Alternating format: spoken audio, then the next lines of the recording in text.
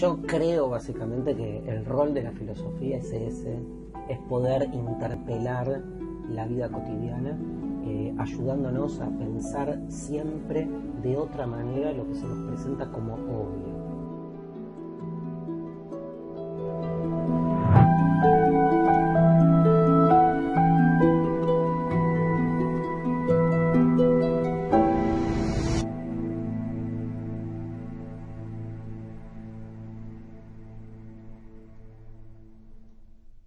Darío, ¿cómo llega a tu vida la filosofía? ¿Cómo y cuándo?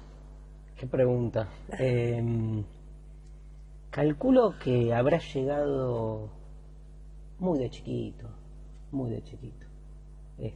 Con las primeras preguntas. Sí, sí. Con las primeras preguntas, las primeras lecturas. Siempre de chiquito fui como muy ávido de interiorizarme por ahí en estos temas que después con el tiempo uno se va enterando que es la filosofía, ¿no? De dónde vienen las cosas, por qué las cosas son como son, qué hay después de esto, hay algo después de esto.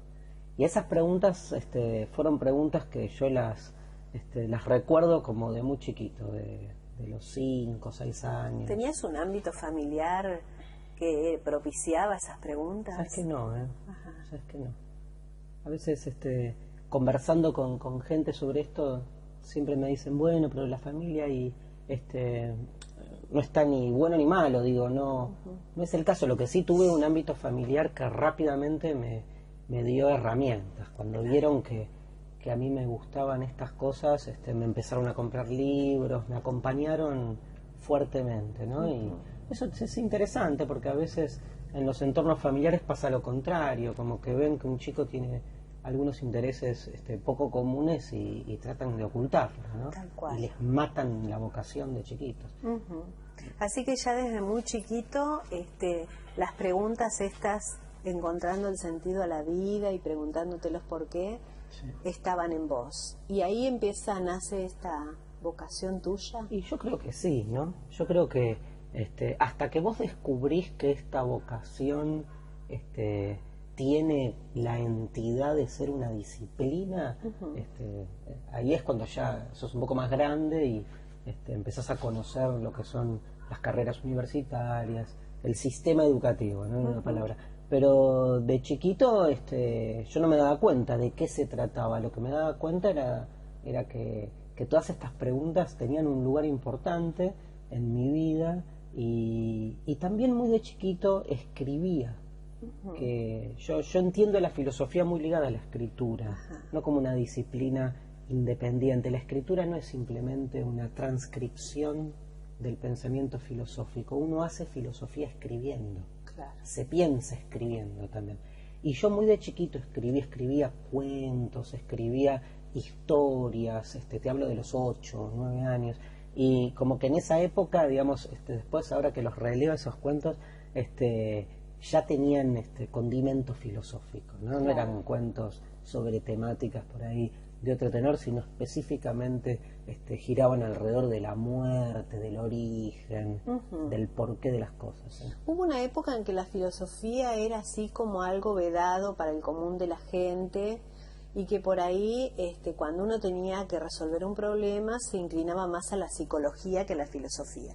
Hoy en día la filosofía es una de las materias, de las disciplinas que también resuelve problemas, ¿no? Sí. Especialmente en países como Estados Unidos, hoy la terapia casi se ha dejado de lado por una terapia filosófica. Sí. Es polémico, ¿no? Es polémico, sí. pero está bueno. Está muy bien el diagnóstico. Es polémico porque lo que genera esto que vos contás es como una escisión, es como una interna, ¿no? En el mundo filosófico pasa como en todo espacio cultural humano que hay internas, hay formas de entender la filosofía muy distintas. Hoy hay una moda de la filosofía y que va un poco en la línea de lo que vos decís. Hoy la filosofía está muy presente en el mundo de las empresas, por ejemplo. Claro. Está muy presente como reemplazo de ciertas terapias psicológicas. El psicoanálisis y la filosofía son primas, Claro. no están tan alejadas, el psicoanálisis. Y sí es cierto que la filosofía empieza a ser utilizada como una manera de que ayuda a los hombres a pensarse mejor a uno mismo. Lo que sí es discutible ahí es hasta qué punto la filosofía resuelve problemas, sino que tradicionalmente lo que hace la filosofía es problematizar. Digamos.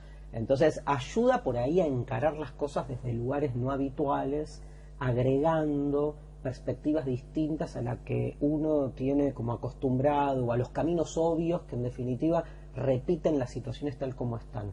En ese sentido es muy interesante cómo la filosofía te puede dar un viraje, un giro, un modo de entender las cosas. O plantarte en otro lugar, ¿no? Claro, plantarte en un lugar completamente distinto al que parece que no tiene salida o que es de una única manera. Ahora, vale la pena decir que en el mundo filosófico, la filosofía más académica, digamos, no se copa con este otro tipo de filosofía, la que acusa de filosofía divulgatoria. Es interesante porque en los inicios de la filosofía tenía que ver más con eso, ¿no? Claro, tenía con que ver la resolución de las cuestiones existenciales, claro, con las problemáticas existenciales, y se iban generando lo que incluso hoy en día seguimos hablando de filosofías de vida, ¿viste? Claro. Cuando vos decís, bueno, esta persona tiene como filosofía de vida, ¿qué estás diciendo? Estás diciendo que hay una serie de ideas que tienen una bajada práctica concreta y que definen un estilo, una forma en la que uno encara las cosas. Bueno, la filosofía más académica se especializó y se abstrajo de la vida cotidiana, de las cuestiones que hacen a la vida corriente, y entonces, bueno, no acepta este otro tipo de filosofía y termina siendo, digamos, una filosofía de erudición, que en la que los expertos se entienden entre sí, pero poco agregan o ayudan a cambiar el mundo, ¿no?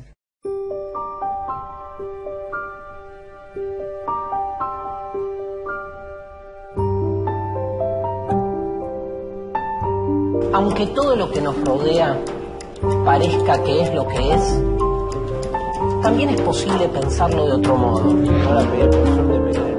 Pensar las cosas no en su referencia a la realidad, sino en relación con otras cosas.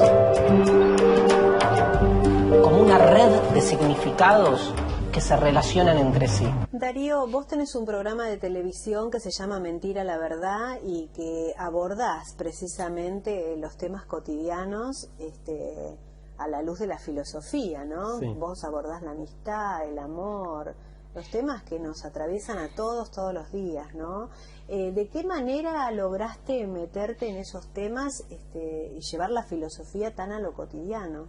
Bueno, yo creo básicamente que el rol de la filosofía es ese, es poder interpelar la vida cotidiana, ayudándonos a pensar siempre de otra manera lo que se nos presenta como obvio.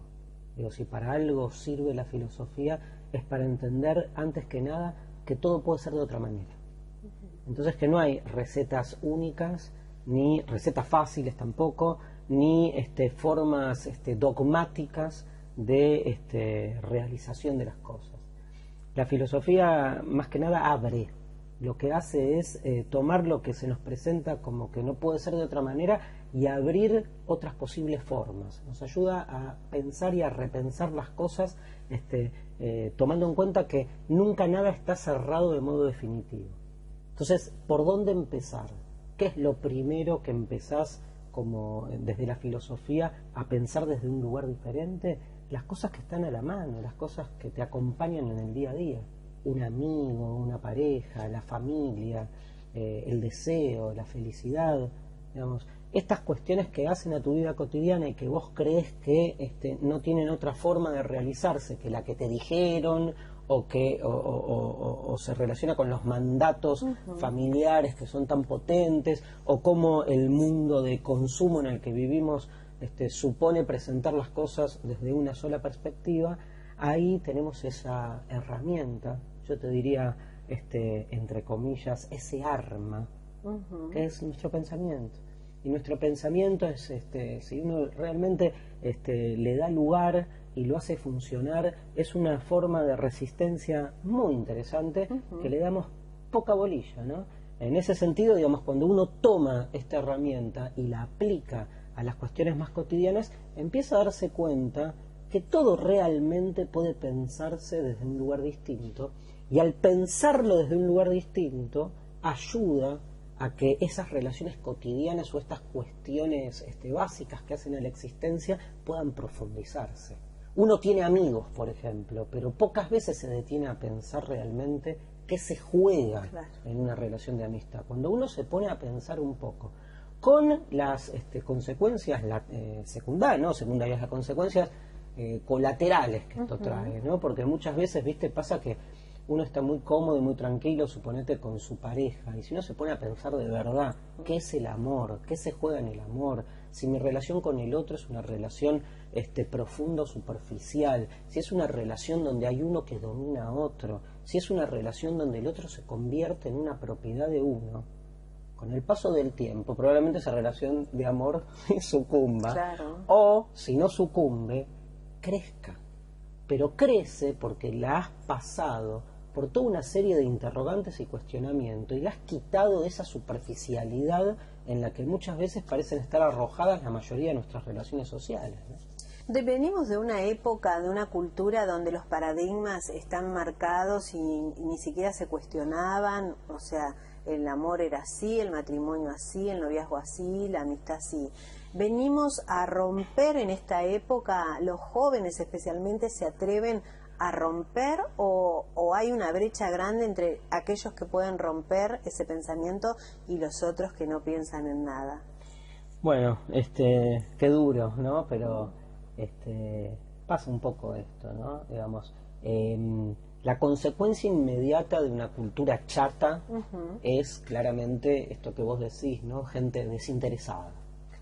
¿Cómo se puede ser desinteresado, no? Es increíble que esto pase. Yo siempre cuento la anécdota de una vez que iba caminando con uno de mis hijos cuando era muy chiquita. Mi hija mayor tenía 5 años y vio un día una persona aquí en Buenos Aires tirada en la calle, durmiendo, tirada en la vereda. Entonces me paró, ¿no? Yo pasé, como hacemos todos, sin verla. Y me paró, ¿no? Me miró y me dijo, papá, ¿por qué nadie se para a ayudarla, ¿no? En ese momento, ¿no? Es como que uno cae, yo miré así, y era como el frenesí de la ciudad, la gente caminando de un lado para otro, y ahí al lado una persona tirada que probablemente o no, en cualquier momento se te muere del frío o de hambre. Bueno, vivimos una cultura desinteresada que en ese desinterés lo que hace es sostener un profundo individualismo donde a uno solo le importa lo que uno es, lo que uno tiene y lo que uno puede realizar. Ahora, uno no se cuestiona, uno incluso ni siquiera piensa por qué uno no es el que está ahí abajo. Y realmente la posibilidad de que uno deje de tener lo que tiene y pase a ser esa persona tirada ahí abajo, a punto de morirse en una noche fría de invierno, esa posibilidad es inmediata, es inmediata, le puede pasar a cualquiera. No hay méritos para estar en el lugar en el que estamos. Y no solo no hay méritos, sino que podríamos tranquilamente estar en otro lugar. Y cuando digo no hay méritos, no digo que no hay gente que no se merece pasarla bien. Todos nos merecemos muchísimo las cosas que hacemos, pero en términos sociales, el que uno esté en determinados lugares y otro en otros no depende únicamente de lo que uno hace.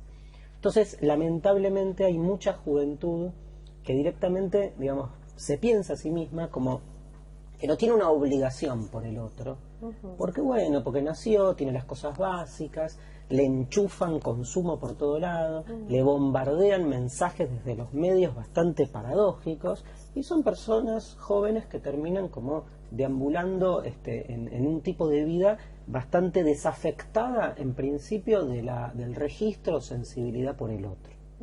También es cierto que en los últimos años hay una movida donde, por suerte, parece emerger otro tipo de perspectiva.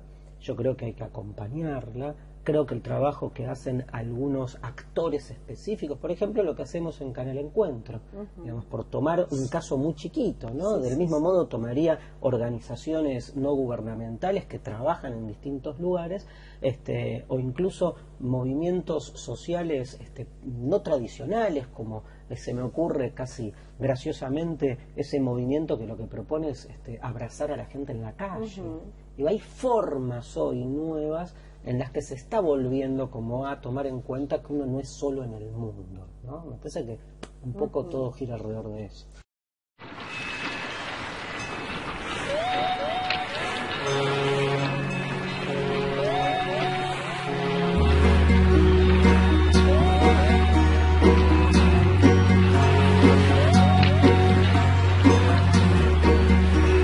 No hay pasado ni futuro en la existencia. La existencia es solo presente. Solo presente. Solo presente. Lo que pasa es que esto conlleva a pensarse de otra manera, a rascarse un poquito la corteza, digamos, y encontrarnos con uno mismo. Y creo que uno de los grandes problemas que tiene el hombre de hoy es que no se puede encontrar, ¿no? Y no se puede encontrar porque el hombre de hoy es más bien un constructo, decimos en filosofía. Digamos, uno cree que es autónomo, que piensa libremente, que desea libremente, que siente libremente, y en realidad cada vez más uno se va dando cuenta que piensa lo que a otros les conviene que pensemos, siente lo que a algunas marcas les conviene que sintamos y que hagamos pasar por sentimiento, que deseemos lo que a otros les es útil que nosotros deseemos. Cuando digo que el yo, el individuo, el hombre de hoy es un constructo, significa todo lo contrario a la idea de autonomía. Claro. Digamos, ¿hasta qué punto nosotros más bien respondemos a construcciones que se enganchan en una trama de la que somos parte, ¿no?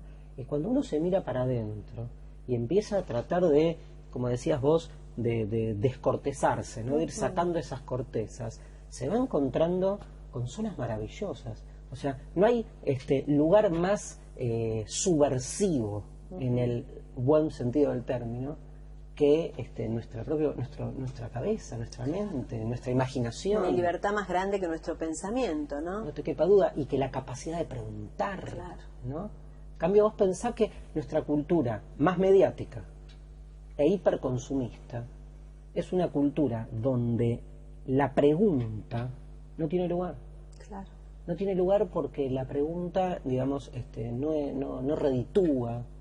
La pregunta no alcanza respuestas fáciles. Claro. Fíjate incluso un programa como el tuyo, que es un programa de preguntas, que se toma tiempo en realizar entrevistas, es muy poco frecuente. Muy poco frecuente, ¿no? Yo hacía en otro lugar, hice muchos años, hacía un ejercicio de entrevistas públicas hasta que un día me dijeron, esto es aburrido. Entonces yo me ponía loco y defendía, digamos, el formato tradicional de la entrevista, acompañar a dos personas que están dialogando en el ejercicio de la pregunta. Claro, ¿no? Y de la escucha, ¿no? Porque no tenemos el tiempo para que el otro pueda desarrollar. Tal cual. Tampoco. Tal cual. Darío, si yo te pregunto qué es la felicidad para vos, ¿qué me podrías decir? ¿Qué pregunta? Mirá, digamos, empecemos al revés. Yo te diría que es como un objetivo importante para la libertad humana poder todo el tiempo rechazar con fundamento y desde un ejercicio crítico los formatos rápidos de felicidad que se nos proponen diariamente. Para mí la felicidad es una búsqueda y un desenmascaramiento. Es la libertad natural que tiene el hombre por poder siempre desembarazarse de todos los ejercicios de poder que intentan capturarlo y encorsetarlo. La felicidad para mí es lo opuesto a la paz interior entendida como sosegamiento. Alguna vez dialogué esto con una persona muy querida que me decía, para mí la felicidad es que nada me perturbe. Y yo decía, está bien, esta persona era una persona de más de 70 años. Y decía, yo entiendo que a alguien a determinado tiempo la felicidad le implique la imperturbabilidad del alma, como decían los epicúreos. Para mí es todo lo contrario. Para mí la felicidad es movimiento, desmarcarme, la capacidad de que nada termine de alquilarme el cerebro, ¿no? Y de poder estar todo el tiempo dándome cuenta que todo puede ser de otra manera y por eso seguir probando ideas nuevas, tener experiencias distintas y sobre todo, si hay algo que me hace feliz, es crear, ¿no? Es esta especie de huella divina que tenemos los hombres, que es esta necesidad de estar creando y recreándonos, reinventándonos incluso a nosotros mismos. Claro. ¿Y el amor? Y el amor es una búsqueda inacabable, ¿no? Es el deseo, como decía Platón, de poder alcanzar aquello que nos falta. Y lo que nos falta a los hombres, básicamente, es el alcanzar ese saber absoluto, que si lo alcanzásemos se nos terminarían todos los dramas y dejaríamos de ser humanos al mismo tiempo. Yo creo que el amor es, en términos más conceptuales, obviamente le preguntas a alguien que hace filosofía, el amor es filosofía, no es amor por el saber. Claro. Creo que todo lo que hacemos está de algún modo encuadrado en ese deseo que tenemos de alcanzar una certeza. Lo interesante es que las certezas son inalcanzables, claro. Y entonces el amor se vuelve una especie de juego donde uno se la pasa todo el tiempo buscando algo que sabe que igual no va a alcanzar. Buscando algo que igual uno sabe que no va a alcanzar. Qué linda definición. Eso en el amor por el saber, o eso en el amor por una persona. Claro. El día que vos a tu marido, digamos, sientas que lo alcanzaste de manera definitiva, lo vas a agarrar y vas a pegar una patadita, porque ya no te va a interesar ni va a tener nada más que generarte como deseo. El Claro. deseo para que esté vivo no tiene que agotarse. Y en el amor hay mucho de eso. Platón en el banquete explica el nacimiento del amor en el discurso de Sócrates a través de digamos, la concepción de Eros del amor estuvo dada por dos dioses. Uno de ellos se llamaba Penía y el otro Poros. Poros era el dios de los recursos, el dios que tenía los recursos para resolver cualquier problema. Penía era una diosa medio linchera, mendiga, indigente, es la diosa de la pobreza. La diosa de la pobreza no la invitan un día a un festín, se queda fuera de esa fiesta y cuando sale Poros, el dios de los recursos, medio borracho, ella lo toma, lo viola y concibe de él a Eros, Cupido, ¿no? Claro. El amor. Entonces dice Sócrates, en este discurso que escribe Platón, que el amor es hijo de Penía y Poros, hijo al mismo tiempo de los recursos y de la pobreza. Creemos que cuando estamos enamorados tenemos la posibilidad de poder con todo. Y siempre que creemos, Poros, que podemos alcanzar lo que buscamos, aparece Penía. Nos damos cuenta que siempre algo nos falta. Eso es el amor. Al mismo tiempo, la omnipotencia de que podemos ir por todo y al mismo tiempo la certeza y la conciencia de que siempre nos va a faltar algo más. Muy interesante. ¿Te gustó? Me encantó. Me encantó. Así con estas pavadas enamoré a mi esposa, imagínate. Precisamente iba a hablar de esto, ¿no? De esta diversidad que hay en el amor hoy, ¿no? Y que nos podemos permitir esto, de las personas, de las parejas del mismo sexo, en el caso tuyo, que leí un poquito tu biografía, ¿no? Esta diversidad religiosa, ¿no? Si se quiere, ¿no? Vos sos judío y tu esposa es cristiana. Sí. Bueno, ¿cómo pudiste ensamblar esto? No ensamblamos. No ensamblaron. No. Eso es la diversidad, claro. ¿no? No ensamblamos, lo digo en chiste, obviamente No ensamblar significa que cada uno mantiene su identidad, y lo que hacemos es compartir, ¿no? Creo que por ahí pasa el amor, ¿no? Claro, ahí está. Claro. Y esto es lo que hace interesante esta pareja. O sea, yo no podría tener una pareja con alguien que sea semejante a mí. Claro. Porque cuando te enamoras de un semejante, te enamoras de vos mismo, Claro. puesto en ese semejante. Lo interesante es que haya una otredad que esté todo el tiempo irrumpiendo en vos, y que esté todo el tiempo amenazándote, que esté todo el tiempo amenazándote, no me sale la palabra, cuestionándote, desafiándote. Esa es la palabra, desafiándote. Y poder, ese es un desafío muy interesante, que el desafío no es tratar de convivir con la diferencia del otro, sino tratar de que esa diferencia te haga crecer, te enriquezca, claro. ¿no? Como dicen algunos filósofos, que la diferencia del otro te haga tomar conciencia de tu propia diferencia. Claro. Porque la diferencia del otro siempre es, en algún punto, inabarcable para vos. Porque si la abarcás, ya no es diferencia. Claro.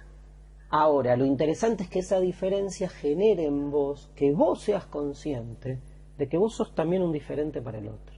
Claro. Y entonces te bajas del pedestal. Todo se trata de lo mismo, de entender que tu casa no es el ombligo del mundo, que no sos el ombligo del mundo, que tu casa no es el centro del mundo, que tu yo no es lo único por donde pasa todo, ¿no? Claro. Creo que ahí está el origen de...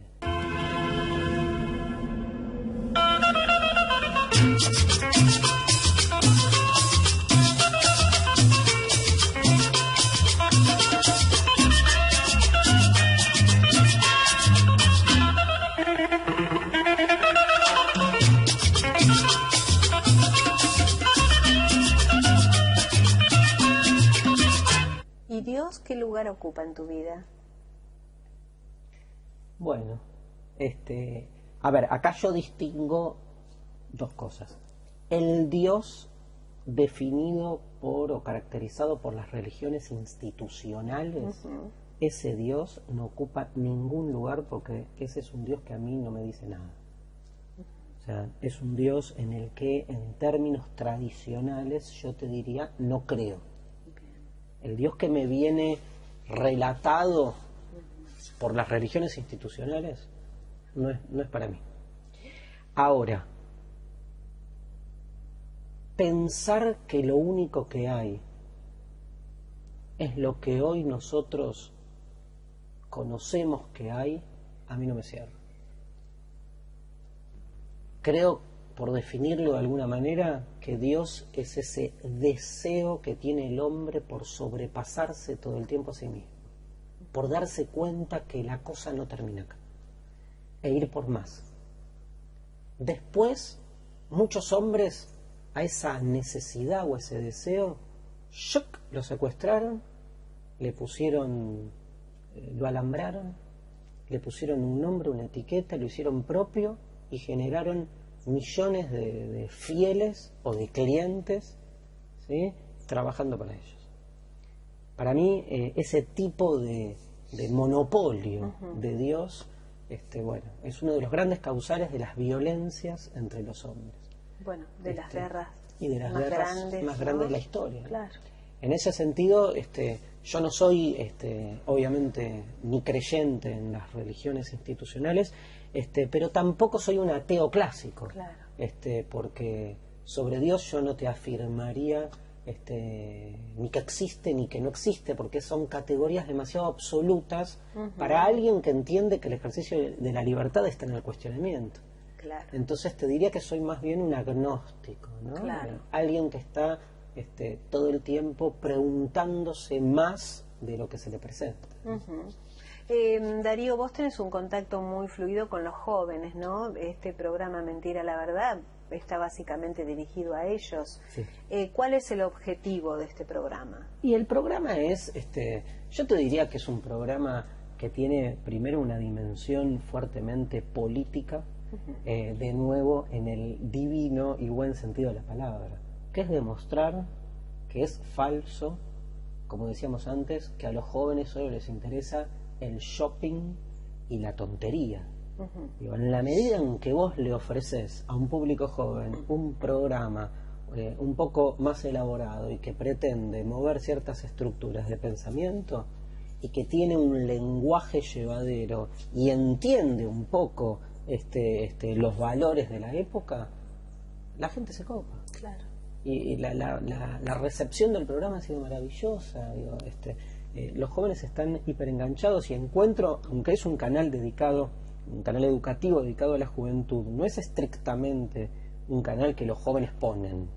No, claro. Es más, creo que tiene... No es de consumo masivo, digamos. No es de consumo masivo y tampoco es de consumo masivo juvenil. Claro. Creo que, digamos, no tengo estadísticas porque no tengo idea, pero hay mucho público adulto que ve el canal Encuentro por el tipo de programación. Y sin embargo, este programa, sin que nadie haya dicho nada, fue generando como una adhesión fuerte de los jóvenes. Nosotros tenemos página en Facebook, todas las formas de difusión existentes, y la cantidad masiva de jóvenes que reaccionan positivamente frente al programa es maravilloso. Yo creo que un poco eso es lo primero, ¿no? Lo que genera el programa es eso, es demostrar que a la juventud se le puede ofrecer una programación diferente a la que se supone que es la única que se consume, e igualmente funciona. Entonces Claro. no está todo perdido. Claro. No hay una voluntad, que es otra cosa. ¿Y qué lectura haces vos cuando los jóvenes necesitan de tantas cosas externas como el alcohol, la droga, esta vaciedad, para poder subsistir en este mundo, ¿no? Porque obviamente que ellos esto lo consumen y lo tienen para poder enfrentar el mundo de hoy, ¿no? Complicado. Esto es para 40 minutos más con esta pregunta. A ver, ¿qué puedo decir? Poquito. Todo depende. Yo no soy tan unidireccional en eso. O sea, es evidente que hay jóvenes que se drogan o se emborrachan frente a la vaciedad de la que vos hablas. También es cierto que no necesariamente, digamos, el alcohol o la droga genera unidireccionalmente este tipo de situación. Digo, el problema no es el alcohol o la droga, el problema es cómo el sujeto humano se relaciona con estos factores, ¿no? Y las lecturas que a veces se hacen, ¿no? Porque de repente nos rasgamos las vestiduras con la droga y el alcohol, pero digamos los sedantes, los ansiolíticos, los remedios legales que pueden tener efectos peores incluso, porque digamos, si vos tomás esos argumentos, digo, un pibe drogado choca un auto, pero un adulto con 200 Alplax también choca el auto porque tiene los músculos paralizados. Y sin embargo, digamos, estamos acá diferenciando como a la droga como moralmente negativa y el ansiolítico moralmente positivo por el mero hecho de que la industria farmacoquímica es legal y la industria de las drogas ilegales no. Entonces se vuelve complicado el planteo. Yo lo que creo es que sí es cierto que hay una vacuidad y que esa vacuidad a mí no me queda claro quién es la causa de quién. Si es que hay un gran vacío y por eso los jóvenes consumen, qué lindo verbo, ¿no? Porque consumen droga, pero consumen remeritas también. Todo. O consumen cancha de fútbol, o consumen recitales, o consumen todo lo que se les pueda vender en el mercado de consumo de las chucherías más dispares que se te ocurran. Entonces no me queda claro si frente al vacío se consume o si es al revés, porque todo lo que se nos presenta es consumo, se produce el vacío. O sea, la lectura que nosotros hacemos, en principio, o es la que más escuchamos, es que como vivimos una época de vaciamiento espiritual, los jóvenes van masivamente al consumo. ¿Y qué pasa si es al revés? ¿Qué pasa si en los últimos 30, 40 años lo único que recibe la juventud es un bombardeo masivo de distintas formas de consumo? Que para hacer tenés que consumir eso, ¿no? Para hacer tenés que consumir. Si no consumís, no sos. Entonces, y como al mismo tiempo las sociedades socioeconómicamente son cada vez más desiguales, tenés una cantidad grande de jóvenes que quedan fuera de los mercados de consumo. Y entonces, ¿qué hacen? Cualquiera. Pero ahí sería al revés el argumento. Es Es difícil, hay que pensar. Hay ¿no? que pensar. Hay que pensarlo de un lado, de otro. Hablarlo con ellos también, ¿no? Hablarlos que sí. que uno pueda saber como adulto Totalmente. Cuál es la postura en el mundo de hoy. Y desmoralizar lo que no tiene que ver con la moral. Para mí eso es clave. Poder poner a la moral en su lugar, ¿no? Hay cuestiones que tienen que ver con los valores, cuestiones que no, digamos, si uno está todo el tiempo, ¿no? Por ejemplo. Mezclándola. No, estoy pensando, por ahí me voy, pero para no ir tan directamente al tema, por ejemplo, me acordaba de, no sé, de un tsunami, suponete. Un tsunami, un terremoto, maremoto, mueren 170.000 personas. ¿De dónde aparece la moralización de lo natural? Es decir, mirá qué malo el terremoto, mirá lo que generó, ¿no? Y después uno empieza como a elaborar conceptos a partir de una idea primaria que, digamos, no se sostiene, que es pensar que un efecto de la naturaleza tiene una relación directa con un acto moral. Y empezás a decir, bueno, mirá, los japoneses no sé qué, o que, claro, o sea, empezás a decir cualquier cosa. Ni hablar de los discursos apocalípticos religiosos que se montan sobre eso. Entonces, en relación a eso, llevado a cuestiones que tienen que ver más con la vida, digo, en la vida, tomar un té, ¿sí? Tomar un té puede tener un efecto alucinógeno o no alucinógeno, depende del té que tomes. Claro. Ahora, la moralización hace que determinados tés digan que son drogas, que lo que generan son jóvenes monstruosos y otros no. La diferencia tiene que ver con el tipo de planta. Claro. Digamos, hay otro aspecto que se juega alrededor de eso. Claro, claro. ¿Vos crees que la filosofía hoy por hoy... Te enganchaste, perdón, con alguien, yo estoy en eso, yo tengo ahí, yo estoy por la despenalización del consumo de drogas, digo, tengo posturas tomadas. Tenés posturas tomadas, claro, obviamente. Que no las podemos charlar ahora tan rápidamente. Habría que desarrollarlas y ver los fundamentos, ¿no? Uno no se pone a debatir solamente por sí o por no. Seguramente cuando uno analiza y se mete en esto de ponerse en otra postura en la vida, puede hacer otra lectura y puede ser que también el que piensa de una manera pueda cambiar su manera de ver, ¿no? Sí, por eso es tan rica la diversidad y la diversidad de pensamiento específicamente, ¿no? Yo me iba a referir precisamente a esto de cuando vos estuviste dando esta charla sobre el arte y la música, ¿no? Que tanta gente se enganchó con lo que era la filosofía, porque por ahí decíamos filosofía y arte, era como que por ahí, ¿por dónde va a disparar, no? Sí. Hablabas del arte y yo me puse a pensar después, digo, cómo la gente tiene una concepción de arte de golpe tan elevado y que el arte es para unos pocos, ¿no? Y vos, a través de esto de bajarlo como una cosa cotidiana, lograste que todo el mundo pudiera pensar en el arte como tal. ¿Vos crees que la gente aprovecha el arte, lo incorpora a su vida? Bueno, muy buena pregunta. Creo que, digamos, hay una ida y vuelta interesante acá, en relación a qué. A ver, creo que, digamos, vivimos tiempos de una estetización de la vida cotidiana creciente. El valor estético es un valor importante en los actos de nuestras vidas. Sí. En ese sentido, y ya hace algunos años, sobre todo con lo que fue la acción de las vanguardias artísticas en el siglo XX, hay como una intención de dotar de estética o de belleza la vida cotidiana. Y esto es un movimiento interesante, digamos, hacer de tu propia vida una obra de arte, decía Rimbaud, por ejemplo. Estamos hablando de que uno puede ir a trabajar, uno puede caminar siempre por los mismos caminos y sin embargo puede mirar todo con mirada de principiante, con esa mirada del creador, del que lo hace por primera vez. Y en eso estás convirtiendo en arte cuestiones bien chiquitas, los detalles que hacen en la existencia cotidiana.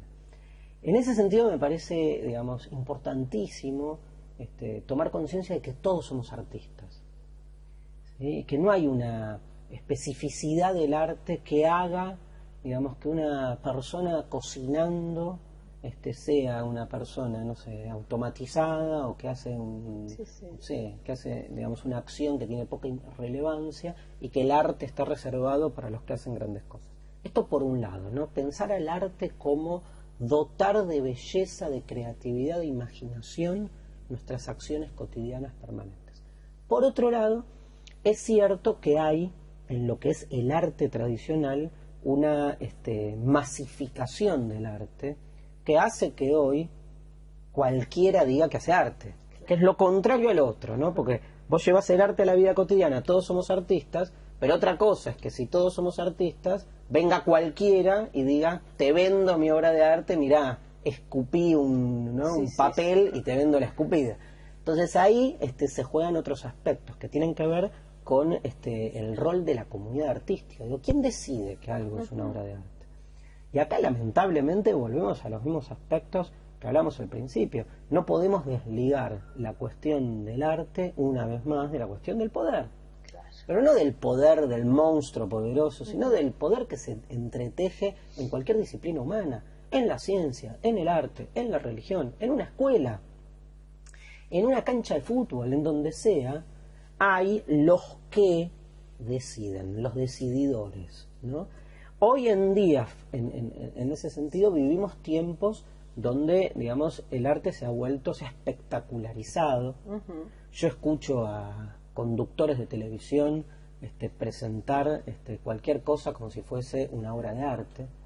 Y, para colmo, el arte tradicional, frente a esta realidad, se vuelve cada vez más elitista.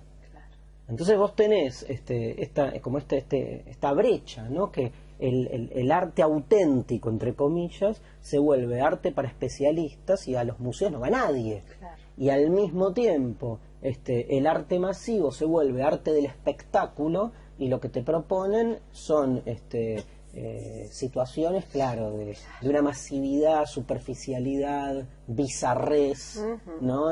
Vacuidad, que realmente vos decís, bueno, del arte no quedó nada. Tal vez lo interesante frente al mercado del arte es un poco lo que decíamos al principio de la pregunta, es recuperar la capacidad estética que tenemos los hombres de dotar de belleza nuestras acciones. Digo, uno ve una película a un padre, no sé, hablando con un hijo, dándole un mensaje, en esos finales que empezás a llorar a mocos tendidos y decís, esto es belleza pura, ¿no? Bueno, por ahí recuperar lo instintivo del ser humano, ¿no? Ese padre podés ser vos. Claro.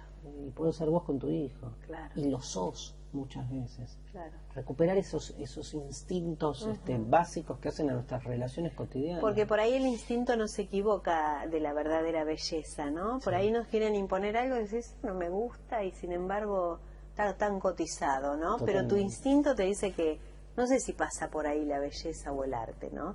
Sí. Y finalmente, Darío, vos sabés que me encantaría quedarme horas charlando con vos, te habrás dado cuenta, ¿no?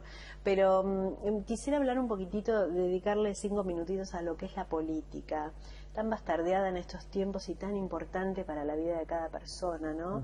Deberíamos todos hacernos cargo de la política, pero bueno, por ahí no es lo que estamos acostumbrados a ver en lo cotidiano, ¿no? Bueno, es que esta espectacularización del arte también se vuelve espectacularización de la política, la política del espectáculo, ¿no? Que hoy está tan presente, la estetización de la política, o la estetización de cualquier cosa, un poco lo que decíamos antes, en la religión, en la educación, pasa lo mismo.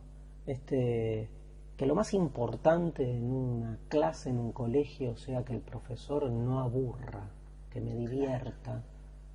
¿Qué está pasando? Digamos, está bien, una clase tiene que ser pedagógica, tiene que ser entretenida, pero tiene que ser una clase en la medida en que la clase lo que genere es algo en el alumno, que genere algo en el alumno. Sin embargo, parece haberse perdido, ¿no? Como esta cuestión esencial de la clase y haberse vuelto el docente, se le exige al docente que sea como una especie de showman. Sí. Con la política, aunque no lo creas, pasa lo mismo. el político se piensa a sí mismo más como un personaje de los medios de hecho, comunicación. se lo arman, ¿no? Quienes están dedicados a... ¿Te acordás lo que hablábamos de la producción del yo? Claro. Es que es lo mismo. Claro. La construcción de ese yo político Claro. es la construcción de esa especie de actor que después, esto es lo más patético, la gente cuando lo toma o no lo toma, entra en este juego que es aceptar que hoy la política sea espectacularizada. Claro. Uno siempre tiene la tentación y la sensación de pensar que en definitiva en los momentos claves, digamos, bueno, por algo la democracia tiene un valor, a mi entender, intachable, que es que se supone que en los momentos claves, digamos, la democracia funciona, sí. ¿no? Entonces vos podés vestir de... Ay, no me acuerdo la frase. De seda al mono. Vestir al mono. De seda. De seda, y está. Y sigue siendo mono. Claro. Y no hay nada más fuerte que el poder de las urnas, ¿no? Es lo que pensaba hoy, casualmente, cuando entraba a Buenos Aires, ¿no? Sí. Viendo tanta cartelería y tanta Sí. cosa. Digo, cómo se puede disfrazar todo, pero el hombre en ese minuto de libertad absoluta, Sí. cuando entra al cuarto oscuro, no hay soborno, no hay subsidio, Sí. no hay nada, ¿no? Pero Sos vos y la urna. Ojalá, te digo. O sea, no es que eso pasa todo el No, tiempo, claro, porque muchas pero... veces, de hecho, por algo la política tiene ha ido por ese lado, ¿no? Por esta espectacularización. Pero en definitiva siempre yo digo que en los momentos definicionales, no siempre, en los momentos claves algo pasa. Sí. Sigo creyendo. Yo creo en la política. Sí, claro. Yo creo que la política tradicional, digamos, obviamente está en crisis, pero de la crisis no se sale reemplazando a la política tradicional por la antipolítica. No. O sea, no soy de los que está en la línea digamos, de esos exponentes de la nueva política que se presentan a sí mismos como yo de política no sé nada y por eso vengo a presentarme como político. Para mí eso es una consecuencia indeseada de la crisis de la política tradicional. Lo que me enerva es que la política tradicional no ha sabido reinventarse a sí mismo y por eso surgen estos exponentes. Para mí es, digamos, un país de una democracia tan joven, con tantos golpes que hemos recibido en todos los sentidos de la palabra, digamos, para mí la antipolítica es un peligro y algo que no deseo y algo incluso te diría irrespetuoso con nuestra historia, ¿no? Totalmente. Darío, muchísimas gracias Bueno, por tu tiempo, ha sido un favor. placer charlar con vos. Placer la conversación, gracias. Gracias.